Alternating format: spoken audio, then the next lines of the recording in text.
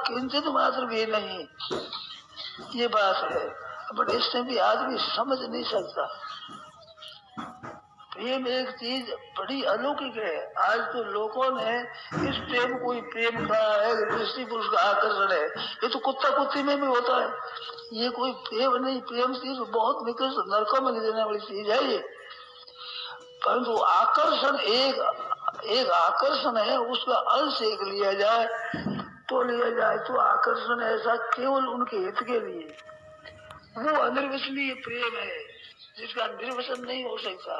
प्रतिक्षण वर्धमानम प्रेम है, प्रतिक्षण बढ़ता है। वो प्रेम प्राप्त होता है तत्व ज्ञान के बाद, जब संसार मात्र का अत्यंत अभाव हो जाता है और तत्व में स्थिति होती है, उसमें एक विलक्षण आनंद होता है, अपार आनंद, असीम आनंद, अखंड आनंद। ऐसा आनंद होता है जिसमें कभी भी ब्रह्मा जी की अनेक अनेक होकर के लय हो जाए तो भी उसमें कुछ फर्क नहीं पड़ता। सृष्टि का सर्गे भी न हो जाए, प्रलय न व्यथंती, महासर्ग में भी उत्पन्न नहीं होता है, महाप्रलय में भी व्यथा किंचित मात्र भी वहां नहीं पहुंचती, महाप्रलय में भी। ऐसी बात भगवद गीता में लिखी 4वें अध्याय में। तो वो बात एक विचित्र है, इतना ज्ञान आनंद होता है, परंतु वो ज्ञान है, उस ज्ञान को अखंड माना है, अनंत माना है, असीम माना है, अपार माना है। परंतु प्रेम के आनंद को प्रतिक्षणम वर्धमानम माना है। अखंड, अपार, शांत, सम, सदघन, चिदघन, आनंद घन, ऐसा अपार आनंद है। ये ज्ञान का आनंद है और प्रेम का आनंद है, उनसे विलक्षण है। वो कैसा है तो उसके लिए कहा है कि प्रतिक्षणम वर्धमानम अनिर्वचनीयम। ऐसा प्रतिक्षण वर्धमान, मानो क्षण प्रतिक्षण बढ़ता है, बढ़ता। जैसे शंकराचार्य महाराज ने भगवान कृष्ण के स्तोत्र में कहा है कि दिने दिने नवम नवम नमामि नंद संभवम, दिने दिने नवम नवम, दिन प्रतिदिन नया है। आज अनूप बनी युगल छवि, आज अनूप बनी, आज विलक्षण हुई है। दूसरी कहते आज तो विलक्षण ही है, कल वाले नहीं, आज विलक्षण है, आज विलक्षण है। तो प्रतिक्षण वर्धमान प्रेम है। राधा क्या है? राधा भगवान का प्रेम है। ऊपर से मूर्तिमान होकर के स्त्री और पुरुष दिखते हैं, पर वहां स्त्रीपना और पुरुषपना नहीं है। प्रतिक्षण वर्धमान है, वर्धमान प्रतिक्षण बढ़ता है। तो प्रतिक्षण बढ़ता है, वो जो बढ़ना है प्रतिक्षण, उसका नाम राधा है। राधा उस खुद का नाम है, प्रतिक्षण वर्धमान प्रेम है, उस प्रेम का नाम राधा है। उसको किस रूप से प्रकट करें कि देखे तो राधा रूप से वो प्रकट हुआ है। तो राधा तत्व क्या है? तत्व अनिर्वचनीय प्रेम है, प्रतिक्षण वर्धमान प्रेम है।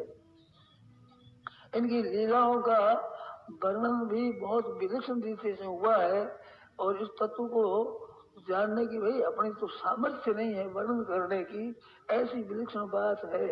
मैंने सुनी है, उसके अनुसार थोड़ी थोड़ी बात कह देता हूँ। मैं अपने को उसका वर्णन करने का अधिकारी नहीं मानता हूँ। अब इनके देखने की तो सखिया से श्री जी कहती है कि ये कृष्ण का जो दर्शन है वो सखियों मेरे को दर्शन करा दो। तो दर्शन कर लो, भगवान का दर्शन तो सीधे दर्शन कर लो कि मेरे दर्शन होता नहीं, मेरे दर्शन कराओ। तो एक दिन की बात है, सखियां एक तरफ थी, श्री जी जमुना जी के किनारे खड़ी थी और कृष्ण भगवान के सामने देख रही थी और श्री कृष्ण राधा जी के सामने देख रहे थे।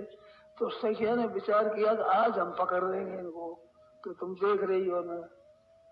तो बहुत देर देखे तो वहीं मूर्ति की तरह स्तब्ध होकर खड़ी थी। फिर विचार आया था कि आज दर्शन कर रही है, ना दर्शन कहाँ हो गए, मेरे को तो दर्शन हुए ही नहीं। सखी तुम दर्शन करा दो, किसी से कन्हैया के दर्शन करा दो।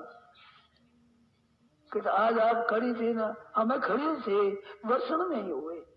कि क्यों नहीं हुए कि आप सामने खड़ी थी, आप स्तब्ध बिल्कुल मूर्ति वजूही हो गई, साफ ही पुतली वजूही ऐसी स्तब्ध कि सखी मैंने भगवान की तरफ देखा तो उनके कान में कुंडल था और कुंडल की एक किरण इधर आई, उसमें देखा तो मैं तो वहां ही मुग्ध हो गई, अगाड़ी मेरी दृष्टि गई नहीं।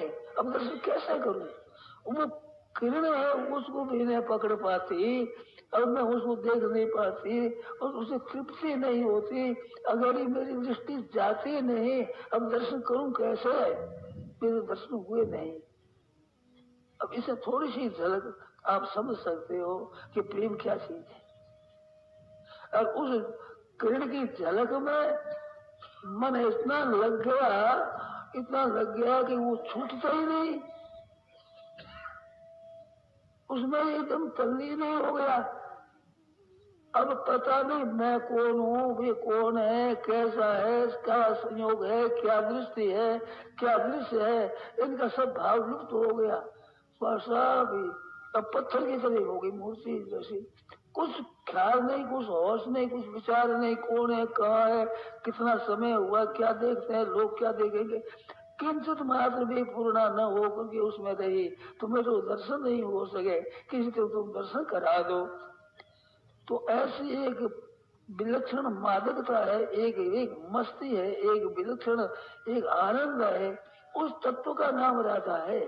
मूर्ति रूप नहीं है, स्त्री रूप से नहीं है, पुरुष रूप से नहीं है भगवान, ना भगवान पुरुष रूप से है, ना श्री जी राधा रूप से है।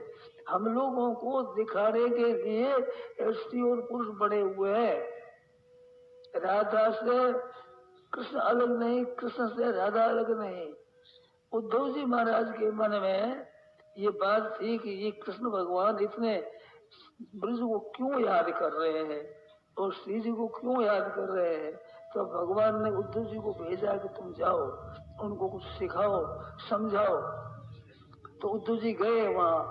तो उद्धव जी गए तो क्या किया, भगवान ने अपनी पोशाक पहना दी, अपने जो स्वयं धारण करते थे वही पोशाक पहना दी। तुम जाओ।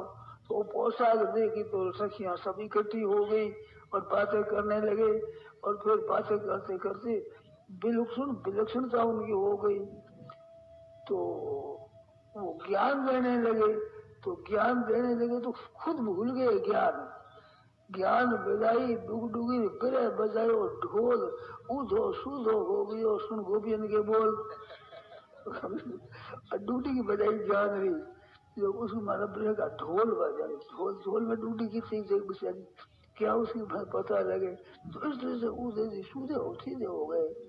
और फिर महाराज जब भगवान के पास आए तो कहते हैं कि आप यहाँ बैठे क्यों, आपको ब्रज आपसे छूटा कैसे, ब्रज कैसे छूट गया आपका, ब्रज की भूमि कितनी विलक्षण है।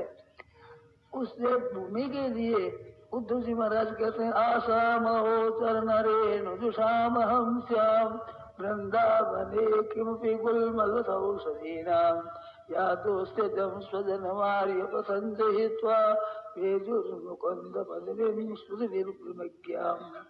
आसाम हो, ये जो गोपिकाएं है, श्री जी की बात तो दूर रही, जितनी गोपिकाएं है ब्रज की, इन गोपिकाओं का चरण धूलि मेरे को मिल जाए, चरण रज मिल जाए, चरणों की धूलि मिल जाए तो मैं क्या करूं।